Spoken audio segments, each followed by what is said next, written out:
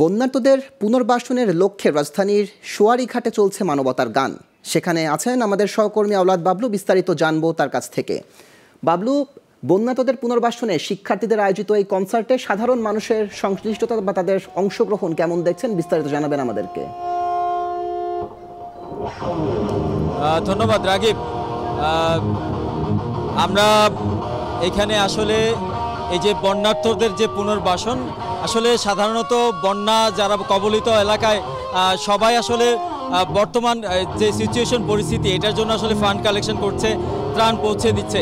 কিন্তু এইখানে আসলে কিছু ঢাকা বিশ্ববিদ্যালয়ের কিছু শিক্ষার্থী তারা এখানে বন্যার্তদের পুনর্বাসন, মানে যারা আসলে বন্যার পরে যারা আসলে কর্মসংস্থান হারাবে, যাদের আসলে ঘর বাড়ি একেবারে ভেঙে গেছে, তাদের জন্য ফান্ড কালেকশনের জন্য এই আয়োজনটি করেছে।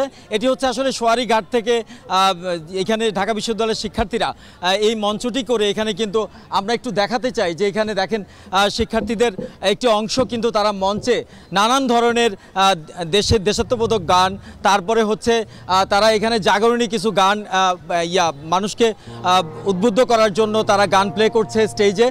বিকেল 4টা থেকে আসলে তাদের এই কর্মযজ্ঞটি শুরু হয়েছে।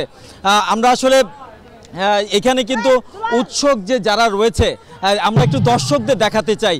আপনি যদি দেখেন যে এখানে কিন্তু প্রচুর দর্শক এখানে উপস্থিত হয়েছেন।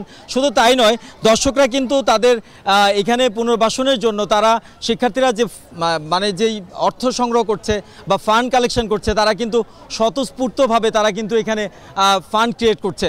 একটি জিনিস জানিয়ে রাখি, আসলে এই শিক্ষার্থীরা একটি ওয়েবসাইট করেছে, যে ওয়েবসাইটটির মাধ্যমে তারা একেবারে দেখাচ্ছে যে আসলে প্রতিদিন যদি তাদের 10 টাকা আসলে ফান্ড কালেকশন হয়, সেটি কিন্তু ওয়েবসাইটে তারা সাথে সাথে আপলোড করছে, তারা দেখাচ্ছে। এবং তারা এই টাকা যেই ফান্ডটি কালেকশন হচ্ছে, সেই ফান্ডটি আসলে কোন খাতে কিভাবে খরচ করা হচ্ছে প্রতি মুহূর্তে কিন্তু তারা ওয়েবসাইটে সেটি তুলে ধরছে।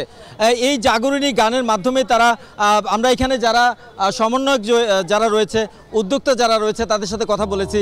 তারা আমাদেরকে এমনটি জানিয়েছে যে আসলে দেশের এই যে বন্যা দুর্যোগ, আসলে এই বন্যা দুর্যোগ যখন শিক্ষার্থীরা একত্রিত হয়, এই এমনভাবে উদ্যোগ নেয়, তখন আসলে যত বড় দুর্যোগ যত বড়ই হোক না কেন, তাদের জন্য আসলে এটি খুবই ছোট এবং তারা এটি কাটিয়ে উঠতে পারবে, তারা কিন্তু বারবার আমাদেরকে জানিয়েছে।